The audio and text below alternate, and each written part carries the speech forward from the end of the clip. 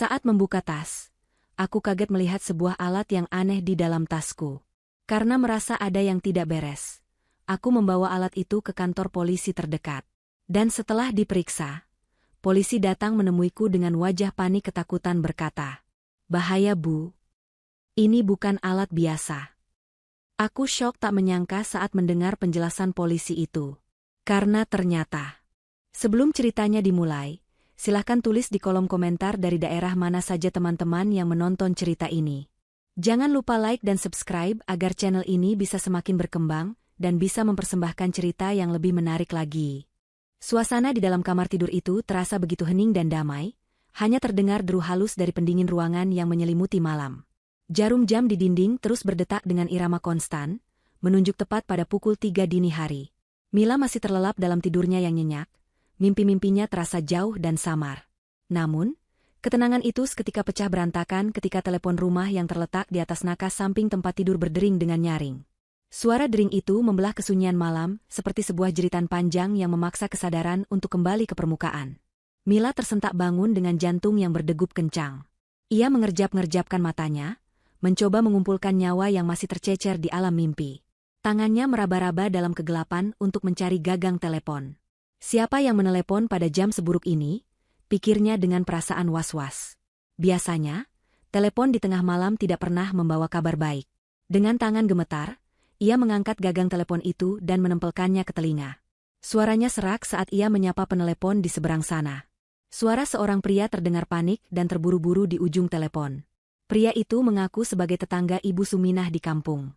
Tanpa basa-basi, ia mengabarkan berita yang membuat darah Mila seketika terasa dingin membeku. Ia mengatakan bahwa Ibu Suminah tiba-tiba tidak sadarkan diri dan kondisinya sangat kritis. Nafas Mila tercekat. Bayangan wajah ibunya yang sudah tua dan tinggal sendirian di kampung langsung memenuhi pikirannya. Air mata seketika menggenang di pelupuk matanya. Rasa takut kehilangan orang yang paling ia cintai mencekik lehernya, hingga ia sulit bernafas. Pria di telepon itu mendesak agar Mila segera datang, karena kondisi ibunya semakin memburuk setiap detiknya. Mila menjatuhkan gagang telepon itu, kembali ke tempatnya dengan tangan gemetar hebat. Ia menoleh ke samping, mengguncang tubuh suaminya, Arba, yang masih tertidur memunggungi dirinya. Mila berteriak panik memanggil nama suaminya. Arba menggeliat pelan, lalu membuka matanya dengan tatapan yang terlihat sedikit terganggu namun tetap tenang. Mila menjelaskan dengan terbata-bata sambil menangis bahwa ibunya sedang sekarat, dan ia harus pulang ke kampung sekarang juga. Ia berharap Arba akan langsung melompat dari tempat tidur, bersiap-siap, dan menyetir mobil untuk mengantarnya seperti yang biasa dilakukan seorang suami yang siaga. Namun, reaksi Arba sungguh di luar dugaan Mila. Pria itu bangun dan duduk di tepi tempat tidur, mengusap wajahnya perlahan, lalu menatap Mila dengan ekspresi yang sulit diartikan. Ia tidak terlihat panik sama sekali.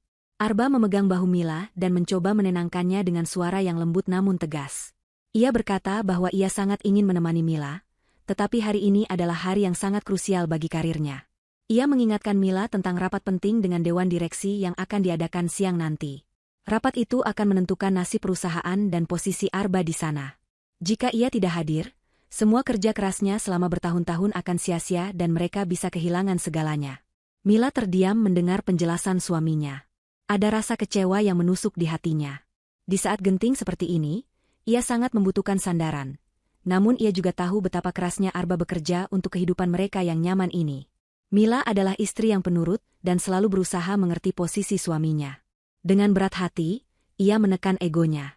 Ia berkata bahwa ia mengerti dan akan berangkat sendiri. Arba mengangguk setuju, mengatakan bahwa itu adalah pilihan terbaik. Ia meminta Mila untuk segera bersiap-siap sementara ia akan memanaskan mesin mobil dan menyiapkan segala keperluan perjalanan Mila, agar istrinya itu tidak perlu repot. Mila segera beranjak ke kamar mandi untuk membasuh wajahnya yang sembab. Air dingin yang menyentuh kulitnya sedikit membantunya untuk berpikir jernih, meskipun rasa cemas akan kondisi ibunya masih mendominasi perasaannya. Ia segera mengenakan pakaian yang nyaman dan memakai hijabnya dengan rapi namun cepat. Tidak ada waktu untuk mematut diri di depan cermin. Pikirannya sudah melayang jauh ke rumah ibunya di kampung yang berjarak ratusan kilometer dari kota tempat tinggalnya saat ini. Ia berdoa dalam hati, memohon agar Tuhan memberikan keselamatan pada ibunya sampai ia tiba di sana. Sementara itu, di lantai bawah, Arba terlihat sibuk di dapur dan garasi. Ia mengambil sebuah tas perjalanan milik Mila, dan mulai memasukkan beberapa barang. Ia memasukkan botol air mineral, beberapa bungkus roti, dan tisu. Gerakannya terlihat tenang dan terukur, tidak seperti orang yang istrinya sedang dilanda musibah. Setelah memasukkan bekal makanan, Arba mengambil sebuah kotak kecil dari laci tersembunyi di ruang kerjanya. Ia menatap kotak itu sejenak dengan tatapan dingin, lalu menyelipkannya jauh ke dalam tas Mila, di bagian paling bawah yang tertutup oleh lipatan jaket cadangan. Ia menutup tas itu rapat-rapat dan membawanya ke mobil. Mila turun dari tangga dengan langkah tergesa-gesa. Ia melihat Arba sudah berdiri di samping mobil yang mesinnya sudah menyala halus. Arba membukakan pintu untuk Mila dan meletakkan tas yang sudah ia siapkan di kursi penumpang sebelah pengemudi. Ia menatap Mila dengan sorot mata yang seolah penuh perhatian. Ia berpesan agar Mila berhati-hati di jalan, tidak perlu mengebut, dan selalu mengabari dirinya jika sudah sampai. Mila mengangguk, air matanya kembali menetes. Ia merasa bersalah karena harus meninggalkan suaminya sendirian mengurus rumah, namun rasa khawatirnya pada Ibu Suminah jauh lebih besar. Mila mencium tangan Arba dengan takzim, memohon doa restu agar perjalanannya lancar. Arba mencium kening Mila, sebuah kecupan yang terasa biasa saja namun bagi Mila itu adalah sumber kekuatan. Mila masuk ke dalam mobil dan memasang sabuk pengaman. Ia menarik nafas panjang, mencoba menenangkan detak jantungnya yang masih berpacu. Arba menutup pintu mobil dan memberi isyarat agar Mila segera berangkat. Mobil pun perlahan mundur keluar dari garasi rumah mereka yang megah. Saat mobil mulai melaju meninggalkan pekarangan rumah, Mila sempat melirik ke kaca spion tengah. Ia melihat sosok Arba berdiri di teras rumah yang remang-remang. Suaminya itu tidak langsung masuk ke dalam rumah. Ia berdiri tegak, menatap kepergian mobil Mila. Dari kejauhan, bayangan wajah Arba terlihat samar. Mila tidak bisa melihat ekspresi wajah suaminya dengan jelas, namun ada sesuatu yang membuat perasaannya tidak enak. Arba terlihat mengeluarkan ponsel dari saku celananya dan mulai mengetik sesuatu, bukannya melambaikan tangan seperti biasanya. Mila menepis perasaan aneh itu. Ia berpikir mungkin Arba sedang menghubungi rekan kerjanya untuk persiapan rapat nanti. Ia harus fokus menyetir. Perjalanan ke kampung ibunya akan memakan waktu sekitar 4 hingga 5 jam jika lalu lintas lancar. Di jam segini, jalanan pasti sepi dan ia bisa memacu kendaraan lebih cepat.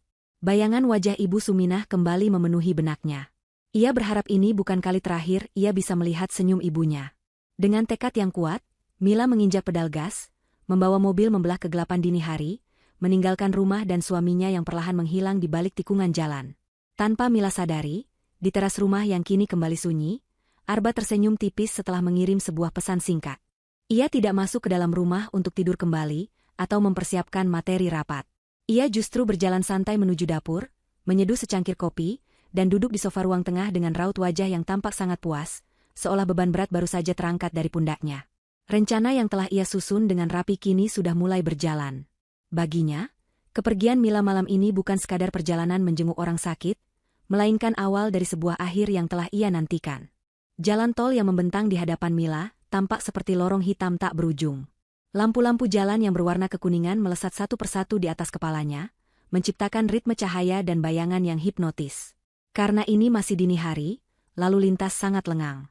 Hanya ada 1 atau 2 truk besar yang melaju lambat di jalur kiri, membawa muatan logistik antar kota. Selebihnya, jalanan itu milik Mila seorang. Kesunyian di dalam kabin mobil hanya dipecahkan oleh suara ban yang bergesekan dengan aspal dan lantunan ayat suci Al-Quran yang Mila putar dari sistem audio mobil dengan volume rendah. Ia membutuhkan ketenangan itu untuk menjaga hatinya tetap stabil. Mila memacu mobilnya dengan kecepatan yang cukup tinggi, jarum speedometer menunjuk angka yang stabil di atas batas rata-rata. Ia ingin segera sampai. Setiap detik yang berlalu terasa seperti siksaan baginya, membayangkan ibunya sedang berjuang sendirian melawan maut. Namun, di tengah kecemasannya, Mila mulai merasakan sesuatu yang ganjil pada kendaraannya. Awalnya ia mengira itu hanya perasaannya saja karena kondisi tubuh yang lelah dan mengantuk. Tetapi semakin lama, perasaan itu semakin nyata. Mobil yang biasanya melaju mulus itu kini terasa sedikit berat. Ada getaran halus yang merambat dari bagian bawah mobil naik ke setir yang ia genggam. Getaran itu tidak wajar, berbeda dengan getaran saat melewati jalan bergelombang. Bunyinya seperti dengungan rendah yang konstan, seolah ada sesuatu yang menempel pada mesin atau kerangka mobil dan mengganggu aerodinamikanya. Mila mencoba mengabaikannya, berpikir mungkin mobil ini hanya butuh servis rutin yang mungkin terlewatkan oleh Arba karena kesibukannya. Ia berusaha tetap fokus pada jalanan di depan. 1 jam berlalu, dan Mila sudah berada jauh di luar kota. Kegelapan di kiri dan kanan jalan tol semakin pekat, didominasi oleh hutan jati dan persawahan yang tak terlihat. Tiba-tiba, lampu indikator bensin di dashboard berkedip, menyala berwarna oranye. Mila mengerutkan kening. Seingatnya, kemarin lusa Arba bilang ia sudah mengisi bensin penuh. Apakah mobil ini begitu boros? Atau Arba lupa mengisinya? Mila mendesah pelan. Ia tidak boleh mengambil risiko kehabisan bensin di tengah jalan tol yang sepi seperti ini. Ia melihat rambu petunjuk yang mengatakan ada tempat istirahat, atau SPBU, sekitar 5 km lagi di depan. Mila memutuskan untuk menepi sejenak. Selain mengisi bensin, ia juga ingin ke kamar kecil dan membasuh wajahnya lagi agar lebih segar. Ia menyalakan lampu sein kiri dan perlahan mengurangi kecepatan saat mobil memasuki jalur keluar menuju area SPBU. Tempat istirahat itu tampak sangat sepi. Hanya ada beberapa truk yang parkir dengan sopir yang tidur di dalamnya, dan satu mobil sedan yang diparkir jauh di sudut. Lampu-lampu neon di SPBU berdengung pelan, dikerubungi laron. Petugas SPBU pun tampak terkantuk-kantuk duduk di bangku dekat pompa bensin. Setelah memarkir mobil di dekat pompa bensin dan meminta petugas mengisinya sampai penuh, Mila menyandarkan punggungnya ke kursi jok. Tubuhnya terasa pegal. Ia meraih tas yang disiapkan Arba tadi untuk mengambil dompet. Saat tangannya merogoh ke dalam tas, ia merasakan tumpukan barang yang cukup padat. Ada botol air, roti, dan jaket. Mila meraba lebih dalam untuk mencari letak dompetnya yang biasanya ia taruh di saku bagian dalam tas. Namun, bukannya kulit dompet yang halus. Ujung jarinya menyentuh permukaan benda yang dingin, keras, dan terbuat dari logam. Mila mengernyitkan dahi. Ia tidak ingat memiliki barang seperti itu di dalam tasnya. Dengan rasa penasaran, ia menyingkirkan jaket yang menutupi bagian dasar tas. Di sana, terselip sebuah kotak logam berwarna hitam seukuran batu bata kecil. Benda itu terlihat asing. Tidak ada merek, tidak ada tulisan, hanya sebuah kotak hitam yang kokoh dengan beberapa kabel halus yang terlihat samar di bagian sambungannya.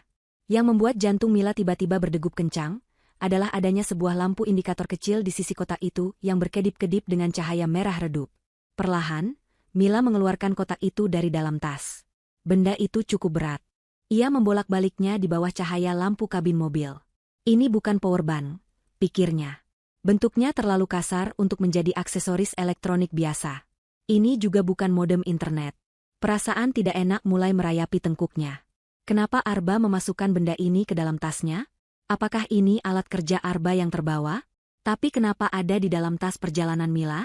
Dan kenapa lampu itu berkedip seolah-olah benda itu sedang aktif bekerja? Mila mencoba mencari tombol untuk mematikannya, khawatir benda itu akan menghabiskan baterai atau merusak barang lain di tasnya. Ia menemukan sebuah saklar kecil di bagian samping. Tanpa berpikir panjang, Mila menekan saklar itu. Namun, bukannya mati, lampu indikator yang tadinya berkedip merah lambat, tiba-tiba berubah warna menjadi kuning dan berkedip dengan tempo yang lebih cepat. Terdengar bunyi bip pelan yang berirama, bip bip bip. Bunyi itu terdengar seperti hitungan mundur pada jam digital. Rasa dingin menjalar dari ujung jari hingga ke seluruh tubuh Mila. Instingnya menjerit bahwa ada yang salah. Sangat salah. Ia teringat film-film aksi yang pernah ia tonton bersama Arba, tentang alat pelacak atau bahkan sesuatu yang lebih berbahaya. Tapi ini dunia nyata, dan dia hanyalah seorang ibu rumah tangga biasa. Mana mungkin ada benda seperti ini di tasnya? Ia mencoba menepis pikiran buruk itu, namun getaran ketakutan itu tidak mau pergi. Ia menatap petugas pom bensin yang sedang menutup tangki mobilnya di luar jendela. Dunia di luar sana tampak normal, tapi di dalam mobil ini, Mila merasa sedang memegang sebuah misteri yang mematikan. Mila meletakkan kembali benda itu ke kursi penumpang dengan sangat hati-hati, seolah benda itu terbuat dari kaca tipis yang mudah pecah. Ia mengambil dompetnya dengan tangan yang gemetar hebat, membayar bensin kepada petugas tanpa banyak bicara, dan segera menutup kaca jendela. Ia tidak jadi ke kamar kecil. Rasa ingin buang air kecilnya hilang seketika digantikan oleh rasa teror yang tidak beralasan namun sangat kuat. Ia menatap benda hitam yang kini berkedip kuning itu. Pikirannya berkecamuk. Apakah ia harus menelepon Arba dan bertanya? Tapi ada suara kecil di hatinya yang melarang. Bayangan wajah Arba di teras tadi, senyum tipis yang tak terbaca, dan keputusannya untuk tidak ikut menjenguk ibu, semua potongan teka-teki itu berputar di kepala Mila. Jika Arba yang memasukkan benda ini, dan benda ini terlihat berbahaya, maka menelepon Arba mungkin bukan ide yang bagus. Mila menarik nafas panjang, mencoba menguasai dirinya. Ia tidak boleh panik. Ia harus mencari tahu apa benda ini sebenarnya. Mila menyalakan mesin mobil, namun ia tidak mengarahkan mobilnya kembali ke jalur masuk tol. Firasatnya mengatakan bahwa melanjutkan perjalanan dengan membawa benda aneh ini adalah tindakan bunuh diri. Ia teringat bahwa sekitar 5 kilometer sebelum pintu masuk tol tadi, ia melihat pelang petunjuk arah menuju kantor polisi sektor terdekat. Mungkin itu adalah tempat paling aman untuk saat ini. Ia akan meminta bantuan polisi untuk memeriksa benda ini. Jika ternyata ini hanya alat kerja Arba yang tidak berbahaya, ia akan meminta maaf dan melanjutkan perjalanan. Tapi jika ini sesuatu yang lain, Mila tidak berani melanjutkan pikirannya. Dengan tangan yang basah oleh keringat dingin, Mila memutar setir, membawa mobilnya keluar dari area SPBU melalui jalan belakang, menjauh dari jalan tol, menuju jalan arteri yang gelap dan sepi. Benda di kursi sebelahnya terus berbunyi bip-bip-bip, seolah menjadi teman perjalanan yang membawa pesan kematian. Mila memacu mobilnya membelah malam, bukan lagi untuk mengejar waktu demi ibunya, tetapi untuk menyelamatkan nyawanya sendiri dari ketidaktahuan yang mencekam. Mila membelokkan mobilnya memasuki halaman kantor polisi sektor yang terlihat sepi namun terang benderang oleh lampu sorot. Gedung itu tidak terlalu besar, bercat kusam dengan bendera merah putih yang berkibar pelan di tiang depan. Hanya ada satu mobil patroli yang terparkir di sana, dan beberapa sepeda motor milik petugas. Mila memarkir mobilnya agak jauh dari pintu masuk utama, didorong oleh insting yang menyuruhnya untuk menjauhkan kendaraan itu dari bangunan. Setelah mematikan mesin, keheningan kembali menyergap, hanya diselingi oleh bunyi bip ritmis dari kotak hitam di kursi sebelahnya yang kini terasa semakin mengancam. Dengan tangan yang masih gemetar, Mila meraih kotak hitam itu. Ia membawanya dengan hati-hati, seolah sedang membawa nyawanya sendiri di telapak tangannya. Ia keluar dari mobil dan berlari kecil menuju pos penjagaan. Udara malam yang dingin menusuk tulang, membuat ujung jilbabnya berkibar, namun keringat dingin membasahi punggungnya. Di dalam pos penjagaan, seorang petugas polisi muda yang sedang duduk terkantuk-kantuk di depan meja piket langsung menegakkan punggungnya saat melihat seorang wanita datang dengan wajah pucat pasi dan nafas tersengal-sengal di jam sepi seperti ini. Mila meletakkan kotak hitam itu di atas meja kayu petugas dengan gerakan kaku.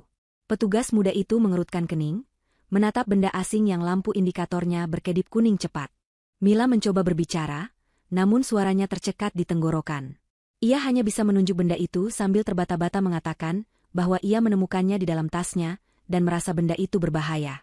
Petugas itu awalnya terlihat bingung dan hendak menyentuh kotak tersebut. Mungkin mengira itu hanya barang elektronik biasa yang rusak atau hilang. Namun, sebelum jari petugas itu menyentuh permukaan logam kotak itu, sebuah suara tegas dan berwibawa menghentikannya dari arah belakang. Seorang pria parubaya dengan seragam polisi lengkap dan tanda pangkat melati satu di bahunya keluar dari ruangan dalam.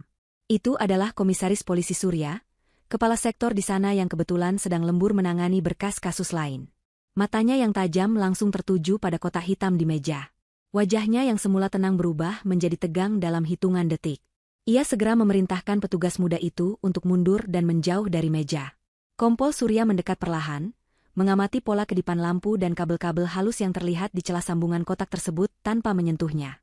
Suasana di ruangan itu berubah drastis menjadi mencekam. Kompol Surya memandang Mila dengan tatapan serius, dan bertanya dari mana Mila mendapatkan benda ini. Mila menjelaskan dengan suara bergetar bahwa ia menemukannya di tas saat perjalanan keluar kota. Surya mengangguk pelan, lalu mengambil radio panggilnya. Ia berbicara dengan kode-kode kepolisian yang tidak dimengerti Mila, namun nada bicaranya sangat mendesak. Ia memanggil unit penjinak bahan peledak, atau tim gegana terdekat, untuk segera merapat ke lokasi. Mendengar kata bahan peledak, lutut Mila terasa lemas. Ia harus berpegangan pada pinggiran meja, agar tidak ambruk ke lantai. Kompol Surya kemudian menggiring Mila untuk duduk di kursi panjang yang agak jauh dari meja piket, namun masih di dalam ruangan yang aman. Ia meminta semua petugas yang ada untuk mengosongkan area depan, dan menutup gerbang kantor polisi sementara waktu. Ia menjelaskan kepada Mila dengan nada yang berusaha ia buat setenang mungkin, agar Mila tidak histeris. Ia berkata bahwa benda yang dibawa Mila bukanlah bom itu sendiri, melainkan sebuah detonator atau alat pemicu jarak jauh yang sangat canggih. Alat semacam ini biasanya dirakit khusus oleh profesional, bukan amatir. Polisi senior itu melanjutkan penjelasannya yang membuat darah Mila berdesir ngeri. Ia menunjuk lampu indikator yang berkedip itu. Menurut pengamatannya, alat ini dilengkapi dengan sensor kecepatan dan akselerometer. Mekanismenya dirancang untuk aktif sepenuhnya jika benda ini bergerak dengan kecepatan tinggi secara konsisten, seperti di dalam mobil yang melaju di jalan tol. Lampu kuning itu menandakan bahwa alat itu sedang dalam mode siaga atau standby, menunggu pemicu utama aktif. Jika Mila tadi terus memacu mobilnya di atas 100 km per jam, selama beberapa menit lagi tanpa henti, alat itu akan mengirimkan sinyal pemicu. Mila menutup mulutnya dengan tangan, menahan jeritan tertahan. Ia membayangkan dirinya yang tadi sendirian di jalan tol yang gelap. Jika ia tidak berhenti untuk mengisi bensin, atau jika ia tidak penasaran membuka tasnya, ia mungkin sudah terus melaju kencang demi mengejar waktu untuk bertemu ibunya. Penjelasan Kompol Surya menyadarkannya bahwa ia baru saja lolos dari maut dengan selisih waktu yang sangat tipis. Firasat buruk yang ia rasakan sepanjang jalan ternyata adalah peringatan nyata dari Tuhan yang masih melindunginya. Tidak lama kemudian, suasana kantor polisi menjadi semakin sibuk. Sebuah mobil taktis hitam milik tim Gegana tiba di lokasi dengan sirine yang dimatikan agar tidak menarik perhatian warga sekitar. Beberapa petugas dengan pakaian pelindung lengkap dan helm tebal turun, membawa peralatan khusus. Mereka segera mengamankan kotak hitam itu ke dalam tabung peredam ledakan. Kompol Surya berbicara serius dengan ketua tim Gegana, menunjuk ke arah mobil Mila yang terparkir di halaman. Mila melihat mereka berdiskusi dengan wajah tegang, sesekali melirik arahnya dengan tatapan prihatin. Kompol Surya kembali menghampiri Mila yang masih duduk terpaku dengan wajah pucat. Ia berjongkok di hadapan Mila agar pandangan mereka sejajar, mencoba memberikan rasa aman. Ia bertanya dengan lembut, siapa saja yang memiliki akses ke tas dan mobil Mila sebelum ia berangkat. Dengan air mata yang mulai menetes lagi, Mila menyebut nama Arba, suaminya. Ia menceritakan bagaimana Arba yang menyiapkan tas itu, memasukkan bekal, dan memanaskan mobil. Ia juga menceritakan alasan Arba tidak ikut karena rapat penting. Mendengar cerita itu, rahang Kompol Surya mengeras. Ia seperti sudah bisa menyusun kepingan teka-teki jahat yang sedang terjadi, namun ia butuh bukti fisik yang lebih kuat untuk memastikannya. Dan bukti itu, ia yakin, ada di dalam mobil Mila. Tim Gegana mulai bergerak mendekati mobil Mila dengan sangat hati-hati. Mereka menggunakan cermin inspeksi bertangkai panjang untuk melihat bagian bawah mobil, dan alat pendeteksi logam, serta bahan kimia. Mila memperhatikan proses itu dari balik jendela kaca kantor polisi, didampingi oleh seorang polisi wanita yang memberinya segelas air hangat. Jantung Mila berdetak tidak karuan, seolah ingin melompat keluar dari dadanya.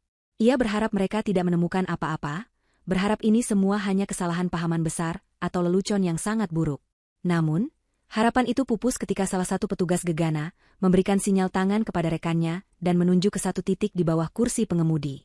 Kepanikan kecil terlihat di antara tim penjinak bom, namun mereka segera mengatasinya dengan profesionalisme tinggi. Mereka mengeluarkan sebuah robot kecil beroda rantai untuk mengambil benda mencurigakan tersebut, tanpa sentuhan tangan manusia langsung. Beberapa menit yang terasa seperti berjam-jam berlalu dengan menyiksa. Akhirnya, petugas berhasil melepaskan sebuah bungkusan yang menempel kuat di sasis mobil. Bungkusan itu dibawa menjauh dan diamankan di area terbuka yang sudah disterilkan dengan karung pasir. Kompol Surya masuk kembali ke ruangan tempat Mila menunggu. Wajahnya tampak jauh lebih muram dari sebelumnya. Ia duduk di samping Mila dan menghela nafas panjang sebelum berbicara. Dengan suara berat, ia menyampaikan fakta yang menghancurkan jiwa Mila. Tim Gegana menemukan 2 kilogram bahan peledak jenis C4, atau plastik yang memiliki daya ledak tinggi. Bahan peledak itu ditempel dengan sangat rapi dan profesional tepat di bawah posisi duduk Mila. Bom itu terhubung dengan sistem penerima nirkabel yang frekuensinya cocok dengan detonator yang ada di tas Mila. Mila merasa dunianya runtuh seketika. Ia tidak bisa lagi menahan tangisnya. Tubuhnya berguncang hebat. Bayangan tubuhnya yang hancur berkeping-keping di jalan tol berputar di kepalanya. Ia tidak menyangka mobil yang biasa ia gunakan untuk mengantar anak-anak pengajian atau belanja ke pasar, malam ini diubah menjadi peti mati berjalan oleh seseorang. Dan orang itu, kemungkinan besar adalah suaminya sendiri, pria yang ia cintai dan ia hormati selama bertahun-tahun. Rasa sakit akibat pengkhianatan ini jauh lebih menyakitkan daripada rasa takut akan kematian itu sendiri. Kompol Surya membiarkan Mila menangis sejenak untuk meluapkan emosinya, lalu ia kembali bertanya untuk memastikan satu hal penting. Ia bertanya tentang alasan Mila berangkat malam ini.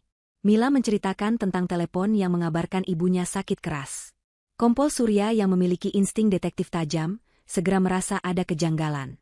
Ia meminta Mila untuk mencoba menelepon Ibu Sumina sekarang juga menggunakan telepon kantor polisi, untuk memastikan kondisi sebenarnya.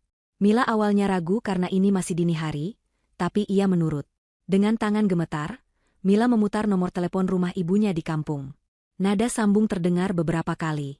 Hati Mila berdebar kencang, takut tidak ada yang mengangkat atau mendengar kabar buruk lainnya. Namun, setelah nada sambung keempat, terdengar suara, "Halo," yang serak khas orang baru bangun tidur. Itu suara Ibu Suminah. Suara itu terdengar sehat, tenang, dan sedikit bingung. Mila langsung menangis memanggil ibunya. Ibu Suminah kaget mendengar anaknya menangis dan bertanya ada apa. Mila bertanya apakah ibu sakit. Ibu Suminah justru tertawa kecil, mengatakan ia sehat walafiat, baru saja bangun untuk sholat tahajud, dan tidak ada apa-apa. Ponsel Mila terjatuh dari genggamannya, menggantung pada kabel telepon. Ia menatap kompor surya dengan tatapan kosong. Ibunya sehat. Telepon tadi pagi adalah bohong. Suara tetangga yang panik itu adalah palsu. Semua ini adalah skenario. Skenario untuk membuat Mila panik, memaksanya menyetir sendiri di tengah malam dalam kondisi emosional, dan melaju kencang di jalan tol agar bom itu meledak. Arba telah merancang semuanya dengan sangat detail dan kejam. Ia ingin Mila mati dalam sebuah kecelakaan tunggal yang terlihat tragis namun wajar, sehingga tidak ada yang curiga. Kompol Surya kemudian mengajak Mila ke ruang kerjanya. Ia menunjukkan layar komputernya. Tim siber kepolisian yang bergerak cepat sudah berhasil menarik data awal mengenai latar belakang Arba. Di layar itu terpampang data-data keuangan yang mengerikan. Arba ternyata terlilit hutang miliaran rupiah dari investasi bodong yang ia ikuti diam-diam. Semua aset bisnisnya sudah digadaikan. Dan yang paling menyakitkan, ada data polis asuransi jiwa atas nama Mila dengan nilai pertanggungan yang fantastis, yang baru saja disetujui dan aktif 3 hari yang lalu. Klausul utamanya adalah pembayaran penuh jika tertanggung meninggal akibat kecelakaan lalu lintas. Mila menatap layar itu dengan nanar. Semua kepingan puzzle kini menyatu membentuk gambar yang mengerikan. Sikap manis Arba belakangan ini, tas yang disiapkan, mobil yang dipanaskan, dan alasan rapat penting itu, semuanya hanyalah bagian dari rencana pembunuhan demi uang. Suaminya tidak hanya ingin membunuhnya, tapi ingin menukar nyawanya dengan uang untuk menutupi keserakahan dan kegagalannya sendiri. Mila merasa mual. Rasa cintanya yang tulus dibalas dengan racun yang mematikan. Di tengah kehancuran hatinya, Kompol Surya menatap Mila lekat-lekat. Ia berkata bahwa mereka tidak bisa membiarkan Arba lolos begitu saja. Hukum harus ditegakkan, dan Mila harus mendapatkan keadilan. Namun, untuk menangkap Arba dengan bukti yang tak terbantahkan, mereka butuh kerjasama Mila. Kompol Surya bertanya apakah Mila bersedia melakukan sesuatu yang berisiko namun akan menjebak Arba dalam permainannya sendiri. Mila menghapus air matanya dengan kasar. Wajahnya yang tadi penuh ketakutan kini perlahan berubah menjadi dingin dan keras. Tatapan matanya yang lembut kini menajam, memancarkan tekad yang kuat. Ia menatap Kompol Surya dan mengangguk mantap. Ia bukan lagi korban yang lemah. Ia siap melawan. Suasana di dalam ruang kerja Kompol Surya terasa semakin menyesakkan dada, seolah-olah oksigen di sana perlahan disedot keluar, digantikan oleh awan tebal bernama kenyataan pahit. Mila duduk kaku di kursi berhadapan dengan meja kerja polisi senior itu. Kedua tangannya saling meremas di atas pangkuan hingga buku-buku jarinya memutih. Air matanya sudah mengering di pipi, meninggalkan jejak lengket yang membuat kulit wajahnya terasa kaku, namun matanya kini memancarkan sorot yang berbeda. Jika sebelumnya mata itu penuh dengan ketakutan dan kebingungan seorang istri yang panik, kini perlahan mulai terisi dengan kehampaan yang menakutkan, sebuah kekosongan yang tercipta ketika kepercayaan dihancurkan hingga menjadi debu. Kompol Surya meletakkan sebuah tablet elektronik di atas meja, menggesernya perlahan ke arah Mila dengan gerakan ragu-ragu. Pria parubaya itu tampak berat hati, seolah tahu bahwa apa yang akan ia perlihatkan ini adalah paku terakhir yang akan menutup peti mati pernikahan Mila. Ia menjelaskan bahwa tim siber kepolisian tidak hanya menemukan data hutang dan asuransi, tetapi mereka juga menyadap komunikasi digital Arba dalam beberapa jam terakhir. Polisi perlu memantau aktivitas Arba untuk melihat apakah ada komplotan lain yang terlibat dalam rencana pembunuhan ini. Dan dari penyadapan itulah, sebuah fakta lain yang tak kalah menjijikan terungkap. Mila menunduk, memberanikan diri menatap layar tablet yang menyala terang itu. Di sana, terpampang tangkapan layar percakapan aplikasi pesan singkat antara nomor Arba dengan sebuah kontak yang dinamai klien VIP. Namun, isi percakapannya sama sekali bukan urusan bisnis. Bahasa yang digunakan begitu intim, penuh dengan panggilan sayang dan emoji hati yang membuat perut Mila mual seketika. Nama asli pemilik kontak itu, menurut pelacakan polisi, adalah Hani. Mila mengenal nama itu. Hani adalah salah satu rekan kerja Arba, wanita karir yang sering Arba puji kecerdasannya di depan Mila. Wanita yang beberapa kali pernah datang ke rumah untuk urusan pekerjaan dan disambut Mila dengan ramah, bahkan pernah dibuatkan masakan oleh Mila. Jari telunjuk Mila gemetar saat mengulir layar ke bawah, membaca satu persatu pesan yang saling berbalas itu. Pesan-pesan itu dikirim tepat saat Arba menyuruh Mila berangkat ke kampung.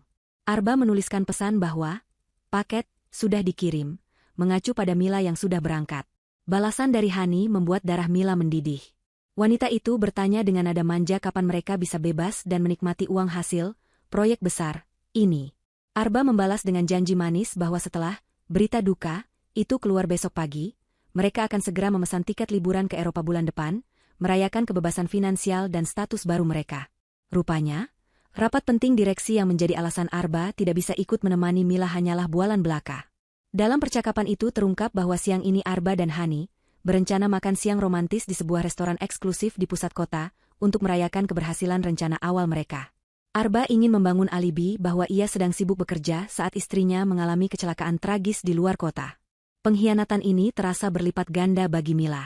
Arba tidak hanya ingin membunuhnya demi uang untuk membayar hutang, tetapi juga ingin menyingkirkannya demi wanita lain. Mila merasa dirinya selama ini hidup dalam sebuah panggung sandiwara, di mana ia adalah satu-satunya orang yang tidak tahu naskah ceritanya.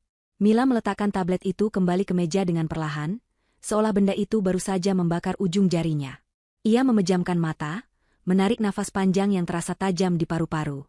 Bayangan wajah Arba yang tersenyum manis saat memberinya uang belanja, atau saat memujinya cantik, kini berubah menjadi wajah monster yang menakutkan. Semua kenangan indah pernikahan mereka selama bertahun-tahun seakan terhapus ketika, digantikan oleh rasa jijik yang mendalam. Ia merasa bodoh. Betapa naifnya ia selama ini, mempercayai laki-laki itu sepenuhnya, mengabdi padanya, dan mendoakannya setiap sujud. Sementara laki-laki itu merencanakan kematiannya dengan begitu dingin bersama wanita lain. Kompol Surya mengamati perubahan ekspresi Mila dengan seksama. Sebagai polisi yang sudah puluhan tahun menangani kasus kriminal, ia tahu bahwa momen ini adalah titik balik bagi seorang korban. Ini adalah momen di mana kesedihan berubah menjadi amarah. Dan amarah, jika diarahkan dengan benar, adalah senjata yang paling ampuh. Surya berkata dengan suara rendah namun tegas bahwa Mila memiliki dua pilihan. Pilihan pertama, polisi bisa langsung menangkap Arba sekarang juga dengan bukti percobaan pembunuhan. Arba akan dipenjara, tapi proses hukumnya akan panjang dan Arba mungkin masih bisa menyewa pengacara mahal untuk meringankan hukuman dengan dalih tidak ada korban jiwa yang jatuh. Pilihan kedua, lanjut Surya, adalah memainkan permainan Arba. Mereka akan membiarkan Arba percaya bahwa rencananya berhasil. Mereka akan menciptakan ilusi bahwa Mila benar-benar telah tiada. Dengan cara ini, Arba akan merasa di atas angin, ia akan lengah, dan saat itulah ia akan membuat kesalahan-kesalahan fatal yang akan menjadi bukti tak terbantahkan di pengadilan nanti. Polisi ingin menangkap Arba bukan hanya saat merencanakan kejahatan, tapi saat ia mencoba menikmati hasil kejahatannya, termasuk saat ia mencoba mencairkan uang asuransi itu. Itu akan menjadi bukti telak penipuan dan pembunuhan berencana yang akan membuatnya membusuk di penjara seumur hidup. Mila membuka matanya. Tidak ada lagi air mata di sana. Tatapannya kini dingin, setenang permukaan danau yang dalam namun menyimpan arus deras di bawahnya. Ia teringat wajah ibunya di kampung yang hampir saja kehilangan anak satu-satunya. Ia teringat betapa ia hampir mati konyol di jalan tol yang sepi. Rasa sakit di hatinya perlahan mengeras menjadi sebuah tekad baja. Ia tidak mau Arba hanya di penjara beberapa tahun lalu bebas. Ia ingin Arba merasakan kehancuran total. Ia ingin suaminya itu merasakan jatuh dari tempat tertinggi yang ia impikan. Mila menatap Kompol Surya lurus-lurus dan mengangguk pelan. Ia memilih pilihan kedua. Ia bersedia menjadi umpan. Tiba-tiba, ponsel Mila yang tergeletak di meja bergetar pendek. Layar menyala menampilkan notifikasi pesan masuk dari Mas Arba. Jantung Mila berdegup kencang, rasa benci dan takut bercampur aduk. Kompol Surya memberi isyarat agar Mila jangan menyentuh ponsel itu dulu. Ia membaca pesan itu dari jarak jauh, tanpa membuka kuncinya. Pesan itu berbunyi, "Sayang, kok belum kabari Mas? Sudah sampai mana? Mas khawatir nih, perasaannya gak enak." Sebuah pesan yang terlihat sangat perhatian bagi orang awam. Namun bagi Mila dan Surya yang tahu kebenarannya, pesan itu terdengar sangat mengerikan. Arba sedang memastikan posisi targetnya. Kompol Surya berpikir sejenak, menyusun strategi. Ia berkata pada Mila bahwa mereka tidak boleh membalas pesan itu. Membiarkan pesan itu tidak terbaca akan membuat Arba semakin cemas dan penasaran. Jika Mila membalas, Arba akan tahu Mila masih hidup dan memegang ponsel. Diam adalah senjata terbaik saat ini. Arba harus dibiarkan berspekulasi. Apakah bomnya sudah meledak? Apakah sinyal hilang? Ketidaktahuan akan mulai memakan ketenangan Arba perlahan-lahan. Mila menuruti perintah itu. Ia membiarkan ponselnya tergeletak begitu saja. Ia merasa jijik melihat nama, Mas Arba, di layar ponselnya. Ia ingin sekali memuntahkan semua kemarahannya, memaki Arba lewat telepon, tapi ia menahannya sekuat tenaga. Ia sadar, mulai detik ini, Mila yang lama, istri yang penurut dan lemah lembut itu, harus mati, agar Mila yang baru bisa bertahan hidup. Ia harus menjadi aktris yang lebih hebat dari suaminya. Ia harus kuat, bukan untuk dirinya sendiri, tapi untuk keadilan, dan untuk ibunya yang tidak tahu apa-apa di kampung. Kompol Surya kemudian memanggil beberapa anggotanya untuk masuk. Ia mulai membagi tugas dengan cepat dan efisien. Satu tim akan mengurus pengamanan Mila ke rumah aman atau safe house yang tidak bisa dilacak oleh siapapun. Tim lain, yang terdiri dari unit forensik dan gegana, akan bertugas membawa mobil Mila ke lokasi pembuangan khusus untuk diledakkan secara terkontrol. Mereka harus menciptakan tempat kejadian perkara atau TKP buatan yang meyakinkan. Mobil itu harus hancur lebur seolah-olah meledak karena kecelakaan di jalan tol. Puing-puingnya akan menjadi bukti kematian palsu Mila. Mila mendengarkan rencana itu dengan seksama. Ia bertanya pelan, apakah ia boleh melihat proses peledakan mobilnya. Kompol Surya awalnya ragu, khawatir itu akan memicu trauma. Namun melihat sorot mata Mila yang penuh determinasi, ia akhirnya mengizinkan. Mungkin bagi Mila, melihat mobil itu hancur adalah sebuah simbolisasi pelepasan. Simbol hancurnya kehidupan pernikahannya yang palsu. Kompol Surya memerintahkan anggotanya untuk menyiapkan rompi anti peluru untuk Mila, sekadar prosedur keamanan standar, lalu mereka bersiap untuk bergerak. Malam semakin larut, namun bagi Mila, ini bukanlah waktu untuk tidur. Ini adalah awal dari perang yang sunyi. Perang melawan orang yang tidur di sebelahnya setiap malam. Saat ia melangkah keluar dari ruangan Kompol Surya menuju mobil polisi yang akan membawanya, Mila menatap langit malam yang gelap tanpa bintang. Ia berjanji dalam hati, Arba akan membayar lunas setiap tetes air mata yang jatuh malam ini, dan ia sendiri yang akan memastikan tagihan itu tertagih sempurna. Iring-iringan kendaraan polisi melaju membelah keheningan malam menuju pinggiran kota yang sepi dan tandus. Di depan, mobil patroli memimpin jalan tanpa menyalakan sirine, hanya lampu rotarinya yang berputar memecah kegelapan. Di tengah, mobil derek khusus membawa mobil Mila yang di dalamnya masih tertanam bom waktu. Dan di belakang, Mila duduk di dalam mobil taktis bersama Kompol Surya dan dua petugas bersenjata. Mereka menuju sebuah area bekas tambang batu kapur yang sudah lama ditinggalkan, lokasi yang sering digunakan oleh tim gegana untuk latihan peledakan atau pemusnahan bahan peledak temuan sisa perang. Lokasinya jauh dari pemukiman warga, dikelilingi tebing-tebing kapur tinggi yang akan meredam suara dan getaran ledakan. Sepanjang perjalanan, Mila hanya diam menatap punggung kursi di depannya. Pikirannya melayang-layang. Ia mengingat mobil itu. Mobil jenis city car berwarna putih yang dibeli Arba 3 tahun lalu sebagai hadiah ulang tahun pernikahan mereka. Mila ingat betapa bahagianya ia saat itu. Ia ingat bagaimana Arba menyerahkan kunci mobil itu dengan pita merah besar, memeluknya, dan berbisik bahwa ia ingin Mila aman dan nyaman saat bepergian. Betapa ironisnya, mobil yang diberikan dengan alasan keamanan, itu kini justru dijadikan alat untuk mengakhiri hidupnya. Hadiah itu ternyata adalah kuda Troya yang menyimpan kematian. Setiap kenangan manis tentang mobil itu kini terasa seperti racun yang menyakitkan. Setibanya di lokasi bekas tambang, suasana terasa begitu gersang dan dingin. Angin malam berhembus kencang membawa debu kapur yang beterbangan. Lampu-lampu sorot portabel segera dipasang oleh petugas, menerangi area tengah tambang yang luas dan rata. Mobil Mila diturunkan dari truk derek dengan sangat hati-hati dan diletakkan di tengah area kosong itu. Tim gegana kembali bekerja dengan setelan pelindung lengkap. Mereka tidak akan menjinakkan bom itu, melainkan akan memicunya dari jarak jauh. Namun dengan pengaturan yang membuat ledakannya terlihat seperti kecelakaan akibat tabrakan dan kebakaran tangki bensin, bukan seperti bom teroris. Ini penting agar skenario, kecelakaan lalu lintas, bisa diterima oleh publik dan pihak asuransi.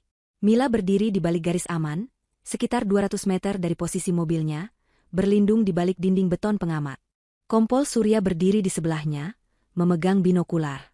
Sebelum peledakan dilakukan, seorang petugas meminta izin kepada Mila untuk mengambil beberapa barang pribadi dari dalam mobil yang sekiranya perlu diselamatkan atau justru perlu ditinggalkan sebagai bukti.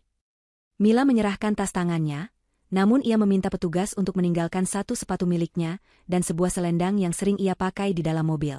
Benda-benda itu nantinya akan ditemukan dalam kondisi hangus atau rusak, sebagai penguat identifikasi bahwa korban memang berada di dalam mobil saat kejadian. Proses persiapan terasa sangat lama dan menegangkan. Petugas menempatkan beberapa manekin atau boneka uji tabrak di kursi pengemudi untuk mensimulasikan berat tubuh manusia. Mereka juga menyiramkan sedikit bahan bakar tambahan di sekitar mobil untuk memastikan efek kebakaran yang dramatis setelah ledakan, karena tujuan utamanya adalah menghanguskan kendaraan hingga sulit dikenali. menghilangkan jejak mekanisme bom rakitan Arba. Setelah semua siap, seluruh personel ditarik mundur ke zona aman. Suasana menjadi hening, hanya terdengar suara angin dan kresek-kresek dari radio komunikasi polisi. Komandan tim Gegana mulai melakukan hitungan mundur melalui pengeras suara. 5, 4, 3. Mila menahan nafasnya. Tangannya mencengkeram besi pembatas di depannya. Matanya tak lepas menatap mobil putih kecil yang berdiri sendirian di tengah lapangan tandus itu. Mobil itu tampak begitu rapuh dan menyedihkan di bawah sorotan lampu yang menyilaukan. 2, 1. Ledakan. Blar. Sebuah ledakan dahsyat memecah keheningan malam.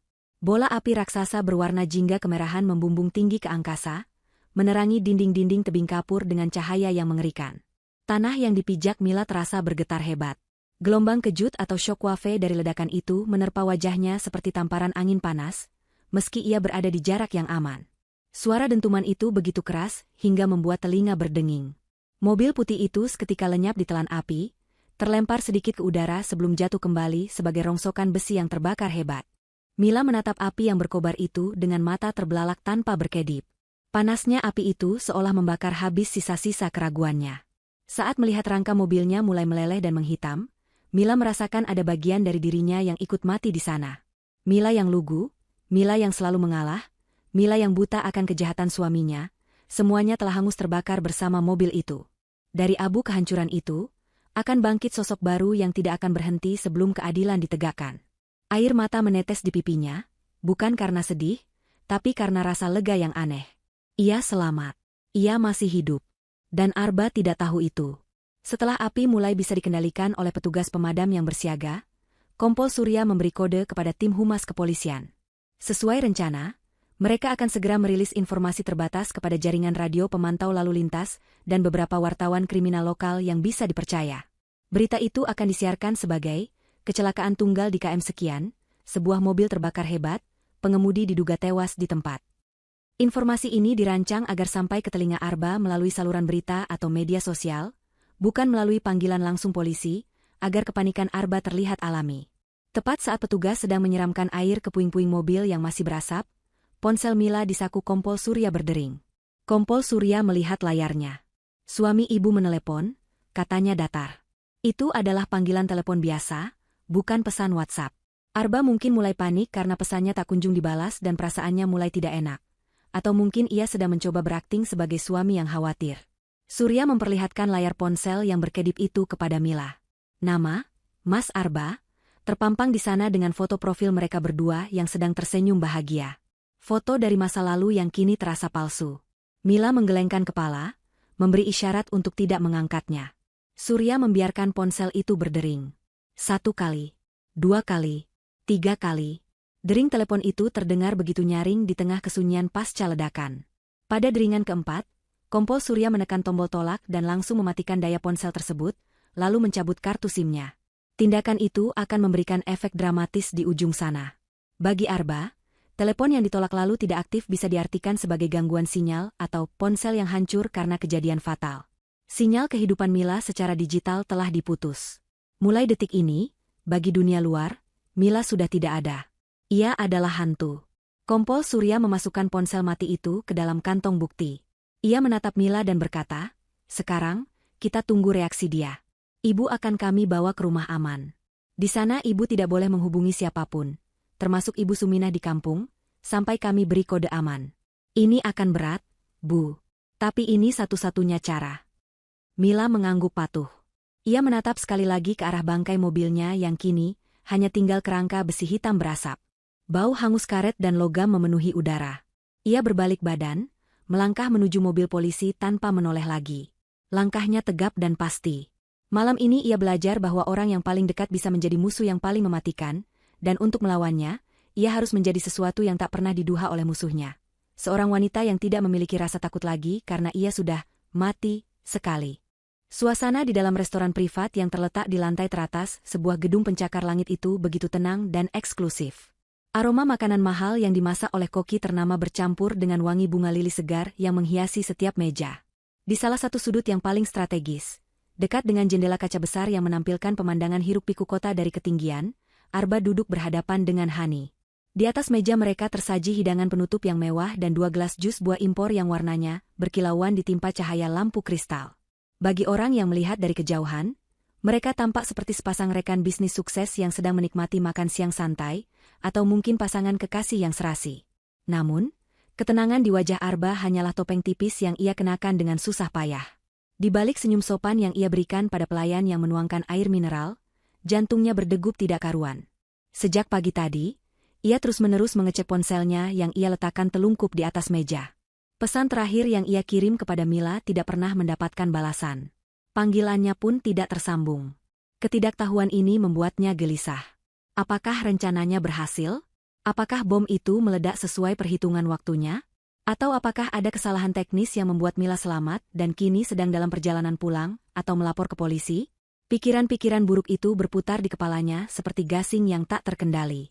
Hani, wanita cantik dengan setelan blazer kerja yang elegan dan rambut tertata rapi, menyadari kegelisahan pria di hadapannya. Ia menyentuh tangan Arba perlahan, memberikan remasan kecil yang bermaksud menenangkan namun terasa menuntut. Dengan suara rendah agar tidak terdengar oleh pengunjung lain, Hani berbisik bertanya kenapa Arba terlihat begitu tegang. Ia mengingatkan Arba bahwa mereka seharusnya merayakan hari ini sebagai awal dari masa depan baru mereka. Hani mendesak Arba untuk bersikap lebih rileks. Karena jika ia terus-menerus melihat ponsel dengan wajah pucat, orang-orang justru akan curiga. Arba mencoba tersenyum, mengangguk pelan, dan menyesap minumannya untuk membasahi tenggorokannya yang kering kerontang. Tiba-tiba, perhatian seluruh pengunjung restoran teralihkan. Layar televisi besar yang menempel di dinding, yang biasanya hanya memutar saluran berita saham atau promosi pariwisata tanpa suara, kini menampilkan pita merah mencolok bertuliskan, berita terkini, di bagian bawahnya. Volume televisi itu dinaikkan oleh manajer restoran, karena berita yang disiarkan dianggap penting dan darurat. Arba menoleh kaku ke arah layar itu. Jantungnya seolah berhenti berdetak sesaat. Di layar, presenter berita dengan wajah serius melaporkan adanya insiden kecelakaan maut di jalan tol kilometer sekian, arah menuju luar kota. Kamera kemudian berpindah menampilkan rekaman video amatir dari lokasi kejadian. Gambar itu goyang dan buram, namun cukup jelas untuk memperlihatkan sebuah mobil putih jenis City Car yang sedang dilalap api besar di bahu jalan. Asap hitam pekat membumbung tinggi ke langit siang. Narator berita menyebutkan bahwa mobil tersebut meledak dan terbakar hebat, diduga akibat kehilangan kendali dan menabrak pembatas jalan hingga tangki bensin bocor. Disebutkan pula bahwa pengemudi yang diduga seorang wanita tewas di tempat karena tidak sempat menyelamatkan diri. Detik itu juga, Arba tahu ia harus memulai pertunjukannya. Ini adalah momen yang sudah ia latih di depan cermin berkali-kali. Ia menjatuhkan gelas minumannya ke lantai dengan sengaja. Suara pecahan kaca yang nyaring membuat semua mata di restoran tertuju padanya. Arba berdiri dengan tubuh gemetar, matanya terbelalak menatap layar televisi. Ia berteriak histeris, menyebut nama Mila dengan suara yang parau dan penuh keputusasaan. Ia menunjuk-nunjuk layar televisi itu, berakting seolah-olah ia mengenali plat nomor mobil yang sebenarnya sudah hangus dan tak terlihat jelas itu. Hani, yang juga sudah siap dengan perannya, segera bangkit dan memeluk Arba, berpura-pura menenangkannya. Arba merosot ke lantai, menangis meraung-raung layaknya seorang suami yang baru saja kehilangan separuh jiwanya. Beberapa pelayan dan pengunjung lain segera mengerubungi mereka dengan wajah prihatin. Mereka menawarkan bantuan, air minum, dan kata-kata penghiburan. Arba memainkan perannya dengan sempurna. Ia memukul-mukul lantai, meracau tentang betapa ia menyesal membiarkan istrinya pergi sendirian, tentang betapa ia mencintai istrinya. Dalam hati, Arba tersenyum licik. Tidak ada yang meragukan kesedihannya. Alibinya sedang terbentuk dengan kokoh di hadapan puluhan saksi mata. Setelah drama singkat itu, Arba yang dipapah oleh Hani segera meninggalkan restoran. Mereka memacu kendaraan menuju rumah sakit umum daerah terdekat dengan lokasi kejadian, tempat di mana jenazah korban dievakuasi sesuai informasi berita. Sepanjang perjalanan di dalam mobil mewahnya, tangis Arba ketika berhenti begitu pintu tertutup rapat dan kaca jendela yang gelap memisahkan mereka dari dunia luar. Ia mengusap wajahnya dengan tisu basah, menghilangkan jejak air mata buaya itu. Ia menoleh pada Hani dan bertanya dengan nada dingin, apakah Hani sudah memastikan semua dokumen polis asuransi tersimpan rapi dan tidak ada yang tercecer. Hani mengangguk sambil tersenyum miring, memuji akting Arba yang menurutnya layak mendapatkan piala penghargaan. Setibanya di rumah sakit, suasana di kamar jenazah terasa dingin dan berbau karbol yang menyengat. Beberapa petugas kepolisian, termasuk Kompol Surya yang berpakaian preman, sudah berada di sana. Arba kembali memasang wajah duka citanya yang mendalam. Ia berjalan terhuyung-huyung mendekati meja besi tempat sebuah kantong jenazah berwarna oranye terbaring kaku. Petugas forensik menjelaskan dengan nada simpatik bahwa kondisi jenazah sangat memprihatinkan, hangus terbakar hingga sulit dikenali secara fisik. Namun mereka menemukan sisa barang pribadi berupa potongan kain selendang dan satu sepatu wanita yang selamat dari api. Petugas memperlihatkan barang bukti itu yang sudah dimasukkan ke dalam plastik bening. Arba menatap sepatu yang sebagian meleleh itu. Ia mengenalinya sebagai sepatu Mila. Ia mengambil plastik itu dengan tangan gemetar, mendekapnya ke dada, dan kembali menangis terseduh-seduh. Ia berseru memanggil-manggil nama Mila, meminta maaf, dan berjanji akan selalu mendoakannya. Kompol Surya mengamati setiap gerak-gerik Arba dari sudut ruangan dengan tatapan tajam di balik kacamata hitamnya. Ia melihat bagaimana Arba sesekali melirik ke arah petugas administrasi rumah sakit, seolah tidak sabar ingin segera menyelesaikan urusan ini. Puncak dari kebusukan hati Arba terjadi saat ia diminta menandatangani surat pernyataan penolakan otopsi dan surat pengambilan jenazah.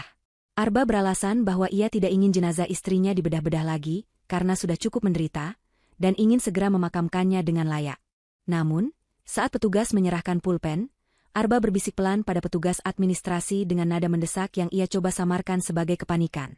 Ia bertanya kapan surat keterangan kematian resmi bisa diterbitkan, karena ia membutuhkannya segera untuk urusan administrasi perbankan dan penutupan rekening almarhumah.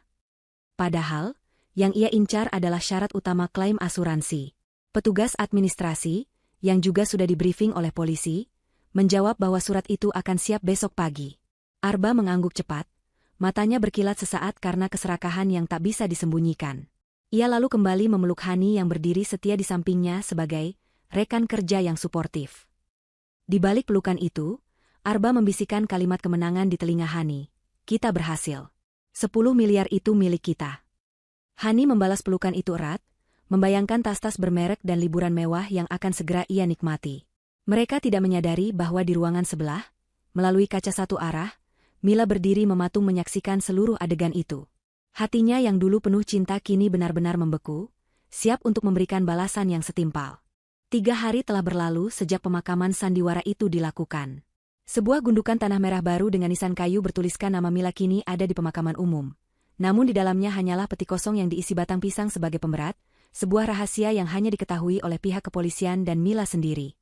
Arba kini duduk sendirian di sofa kulit ruang tengah rumah mewahnya yang luas. Suasana rumah itu terasa berbeda. Biasanya, jam segini Mila akan sibuk di dapur menyiapkan makan malam atau mengaji di kamar mushola kecil dekat taman belakang. Namun kini, rumah itu sunyi senyap. Keheningan yang seharusnya menenangkan justru terasa menekan gendang telinga Arba. Arba menyeruput kopi hitamnya yang mulai dingin. Di atas meja di hadapannya berserakan dokumen-dokumen penting. Polis asuransi, surat kematian, surat keterangan kecelakaan dari kepolisian, palsu, dan daftar aset yang bisa segera ia likuidasi. Ia merasa di atas angin. Pihak asuransi sudah menghubunginya dan proses klaim berjalan lancar tanpa hambatan berarti. Mereka hanya butuh satu pertemuan final untuk penyerahan simbolis dan transfer dana yang dijadwalkan lusa. Arba tersenyum lebar, membayangkan angka 0 yang berderet di rekeningnya nanti. Semua hutang investasinya akan lunas, dan sisanya masih sangat cukup untuk hidup foya-foya bersama Hani. Namun, rasa kemenangannya mulai terusik oleh hal-hal kecil yang ganjil. Sejak ia pulang dari pemakaman kemarin sore, ia merasa seperti diawasi.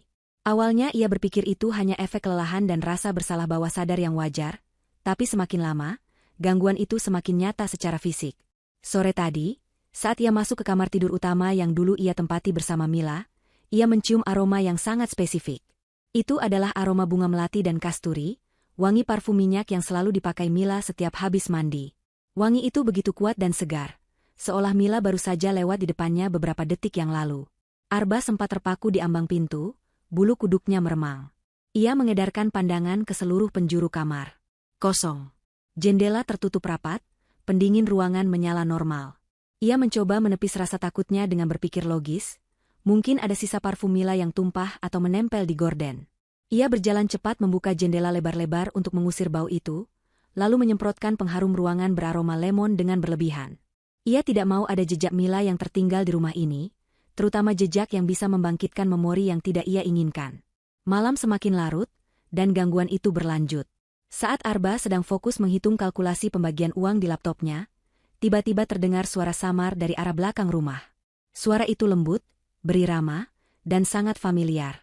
Itu adalah suara murotal Al-Quran, lantunan ayat suci yang biasa diputar Mila melalui speaker Bluetooth kecil saat ia sedang memasak atau beres-beres. Arba membeku. Jantungnya berpacu cepat. Ia tahu persis speaker itu sudah ia matikan dan ia simpan di dalam lemari gudang, karena ia tidak suka mendengarnya. Dengan langkah ragu dan sedikit gemetar, Arba berjalan menuju sumber suara. Semakin dekat ke ruang tengah belakang, suara itu semakin jelas. Benar saja, di atas meja makan, speaker kecil berwarna putih itu menyala, melantunkan ayat-ayat suci dengan volume sedang. Arba menatap benda itu dengan horor. Siapa yang menyalakannya? Ia sendirian di rumah ini. Pembantu rumah tangga sudah ia liburkan selama seminggu dengan alasan ia ingin berkabung dengan tenang. Dengan geram bercampur takut, Arba menyambar speaker itu dan membantingnya ke lantai hingga pecah berkeping-keping. Suara mengaji itu berhenti seketika, digantikan oleh nafas Arba yang memburu di ruangan yang kembali sunyi. Sialan! Siapa yang main-main? Teriak Arba, suaranya menggema memantul di dinding-dinding kosong. Ia berlari memeriksa pintu belakang dan jendela. Semua terkunci rapat dari dalam. Tidak ada tanda-tanda orang masuk paksa. Keringat dingin mulai mengucur di pelipisnya. Ia kembali ke ruang tengah, mencoba menenangkan diri dengan menyalakan televisi keras-keras. Mungkin ada korsleting listrik pada speaker itu sehingga menyala sendiri, pikirnya mencoba rasional. Ya, pasti itu barang elektronik murahan yang rusak. Lelah dengan ketegangan itu, Arba memutuskan untuk tidur lebih awal. Ia naik ke lantai 2, masuk ke kamarnya, dan langsung menuju tempat tidur empuk berukuran king size miliknya. Ia ingin memejamkan mata dan bangun besok pagi saat matahari sudah terang, berharap semua perasaan aneh ini hilang. Arba menarik selimut sutra mahalnya dan merebahkan kepalanya ke bantal. Namun, kepalanya membentur sesuatu yang keras di balik sarung bantal. Bukan empuknya bulu angsa yang ia rasakan, melainkan sebuah benda padat yang menyakitkan. Arba mengerang kesal, bangkit duduk, dan meraba di bawah bantalnya. Tangannya menyentuh sebuah kotak logam dingin. Saat ia menarik benda itu keluar dan melihatnya di bawah cahaya lampu tidur yang remang-remang, matanya melotot nyaris keluar. Wajahnya pucat pasi seputih kertas. Benda itu adalah detonator. Alat pemicu bom berwarna hitam dengan lampu indikator yang ia kenal betul. Alat yang seharusnya hancur meledak bersama mobil Mila di jalan tol. Alat yang ia rakit sendiri dan ia sembunyikan di tas Mila. Kenapa benda ini ada di sini? Bagaimana mungkin? Jika detonator ini ada di sini, lalu apa yang meledak di mobil itu? Arba memutar-mutar kotak itu dengan tangan gemetar hebat. Di bagian bawah kotak itu, tertempel secari kertas post-it berwarna kuning cerah. Di sana tertulis sebuah pesan dengan tulisan tangan yang sangat ia kenali, tulisan tangan halus dan rapi milik Mila, "Mas lupa mematikan ini. Sayangkan baterainya." Arba melempar kotak itu ke ujung kamar, seolah ia baru saja memegang bara api neraka. Ia mundur hingga punggungnya menabrak lemari pakaian. Nafasnya tersengal-sengal seperti orang tercekik. Ini tidak mungkin hantu. Hantu tidak bisa memindahkan benda fisik. Hantu tidak menulis pesan di kertas post-it. Ini perbuatan manusia. Seseorang sedang mempermainkannya. Seseorang tahu rahasianya. Dan hanya ada satu orang lain yang tahu rencana detail tentang bom dan detonator ini selain dirinya. Hani. Pikiran Arba langsung tertuju pada wanita simpanan itu. Hani tahu segalanya.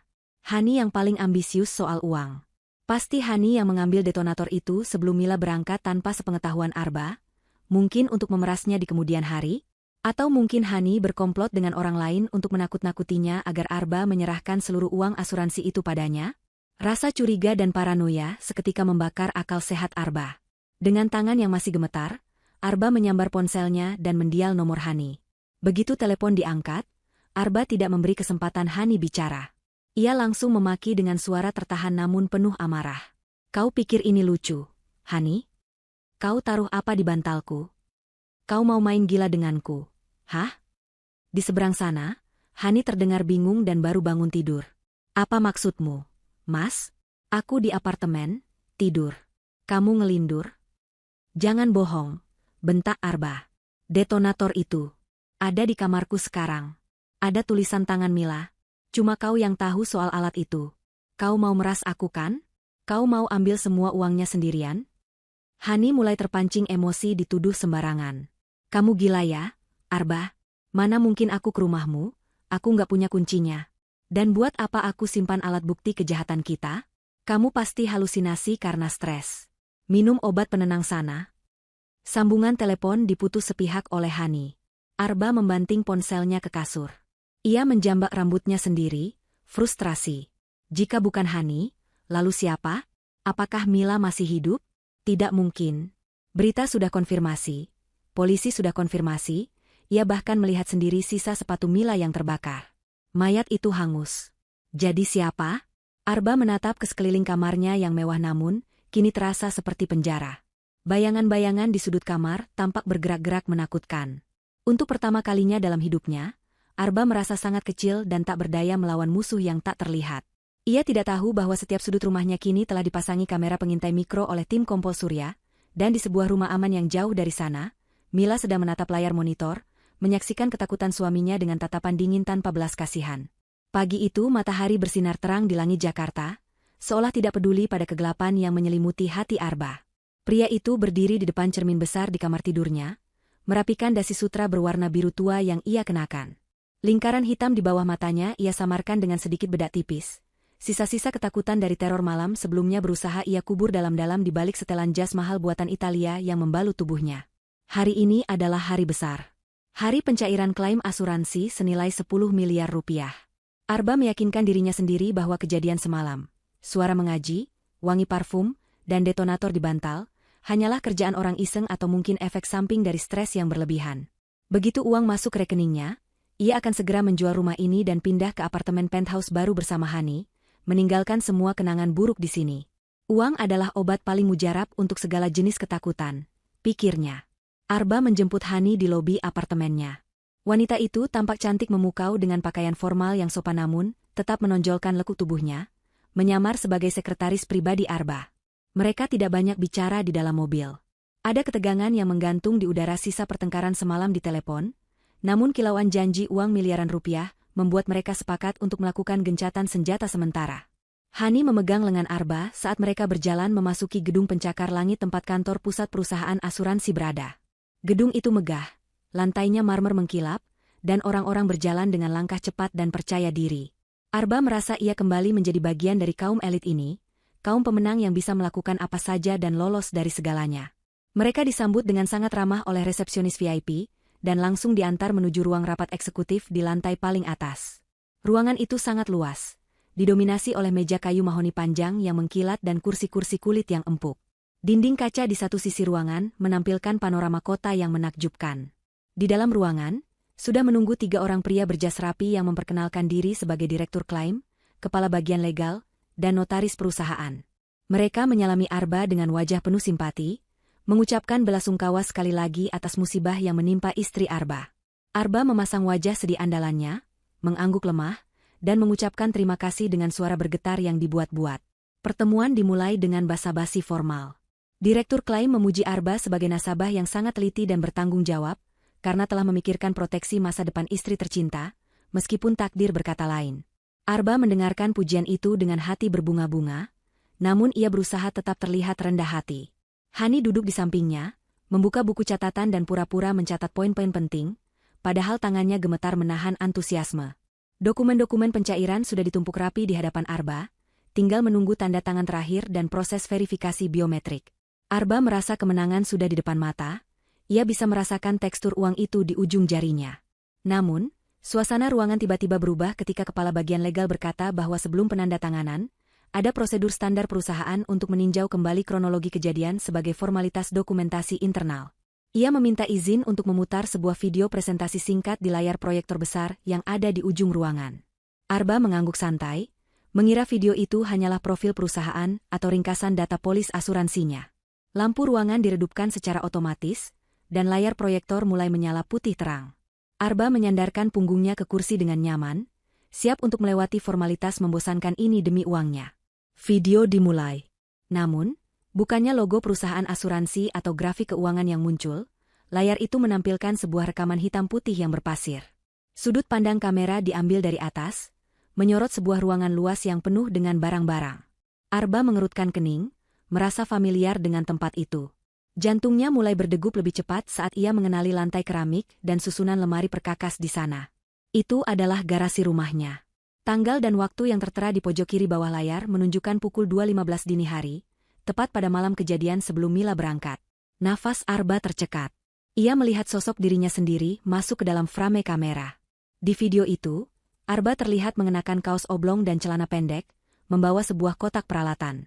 Ia berjalan mendekati mobil putih milik Mila, lalu berbaring di lantai dan meluncur masuk ke kolong mobil di bagian bawah kursi pengemudi. Video itu memiliki kualitas yang cukup tinggi untuk memperlihatkan apa yang ia pegang. Tangannya sibuk merakit sesuatu, menempelkan bungkusan yang jelas-jelas bukan bagian dari mesin mobil. Beberapa menit kemudian, Arba keluar dari kolong mobil, menepuk-nepuk tangannya, dan mengeluarkan sebuah kotak hitam kecil, detonator itu, sambil tersenyum lebar ke arah kap mobil seolah ia baru saja menyelesaikan mahakarya seni. Darah di tubuh Arba seakan tersedot habis ke kaki. Wajahnya berubah pucat pasi, lebih putih dari mayat. Ia terpaku di kursinya, matanya melotot menatap layar yang kini menampilkan wajahnya secara close-up dari kamera tersembunyi lain yang ia tidak pernah tahu keberadaannya.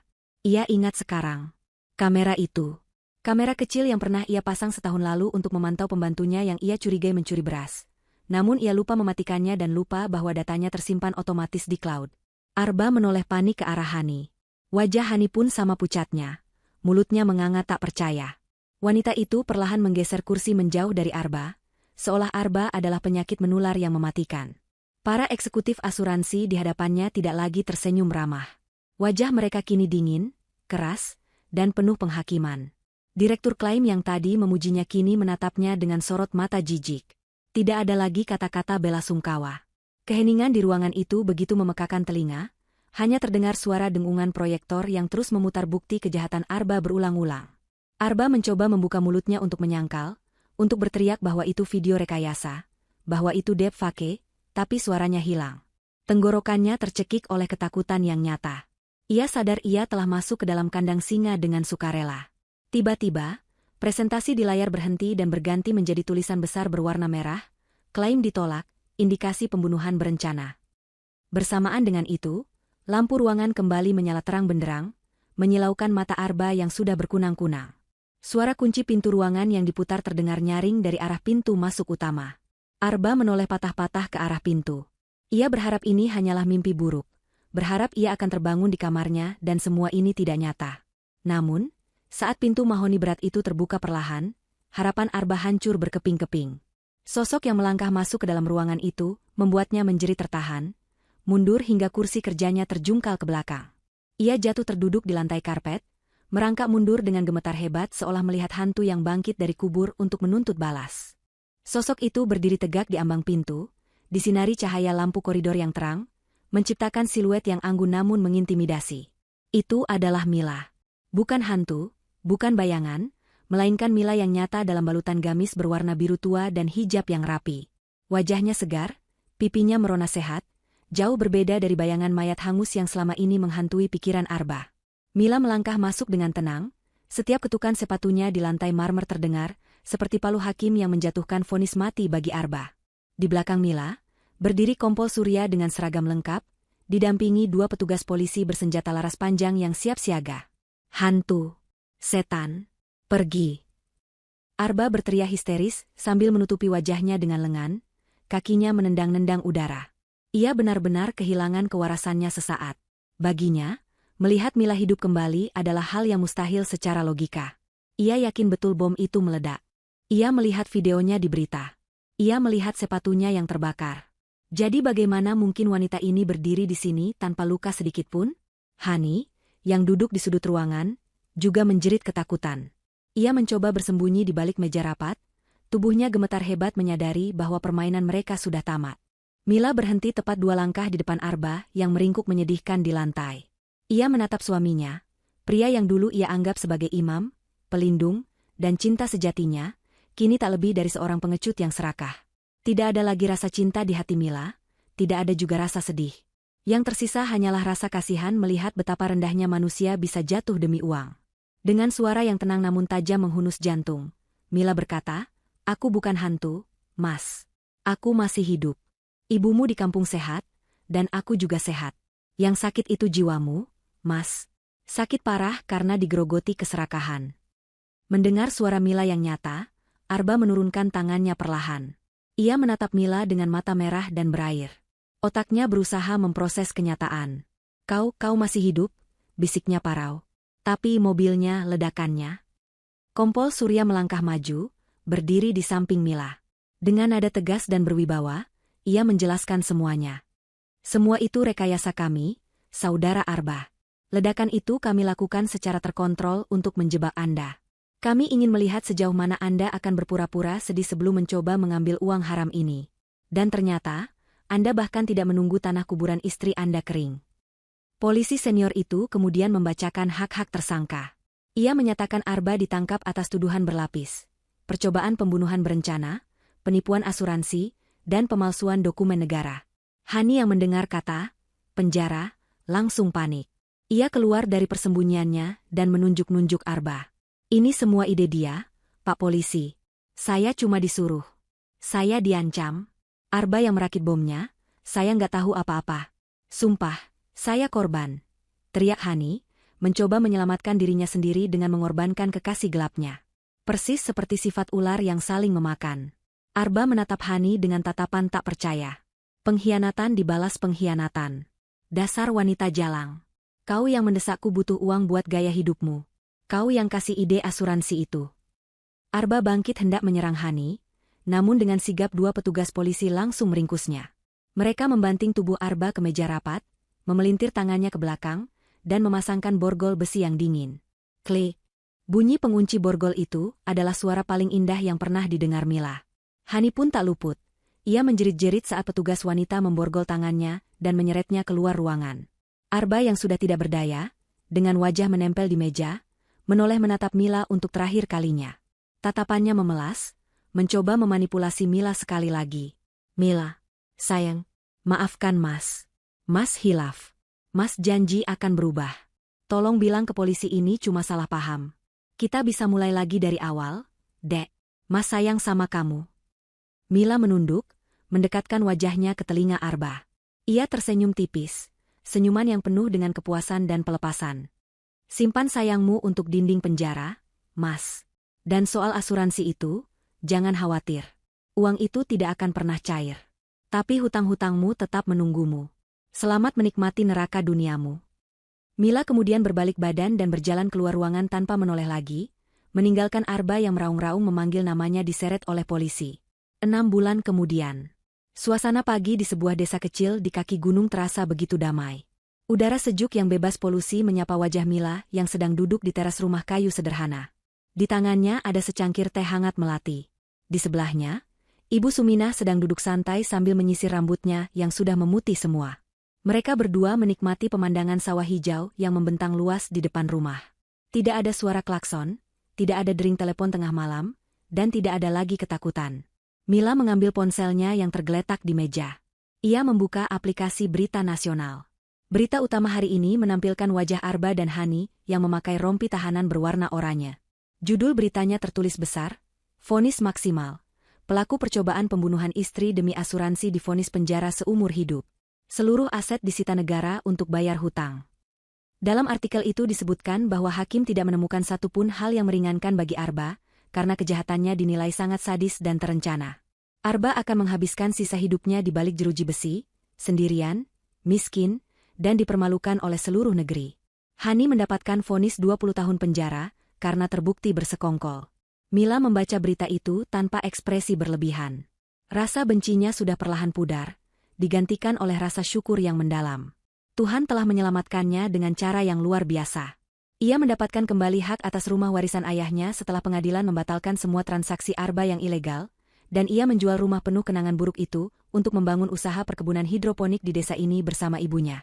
Uang hasil penjualan rumah itu lebih dari cukup untuk hidup sederhana namun bahagia. Enduk, tehnya diminum.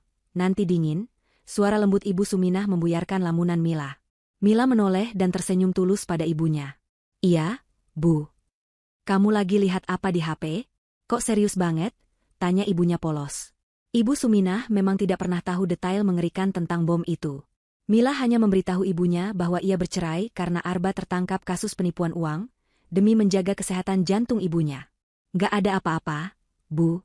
Cuma berita orang jahat yang akhirnya dapat hukuman, jawab Mila sambil mematikan layar ponselnya. Ia meletakkan benda pipih itu jauh-jauh. Mila menyeruput teh hangatnya, merasakan kehangatan menjalar ke seluruh tubuhnya. Ia melihat burung-burung gereja beterbangan di halaman, bebas dan merdeka. Sama seperti dirinya sekarang. Ia bukan lagi istri yang takut kehilangan suami, ia adalah wanita yang menemukan kembali kekuatan dirinya sendiri. Badai besar itu telah berlalu. Dan kini, langit di atas kepalanya begitu cerah tanpa awan sedikit pun.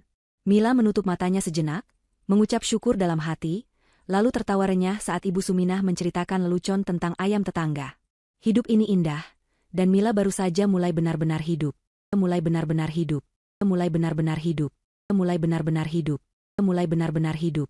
Mulai benar-benar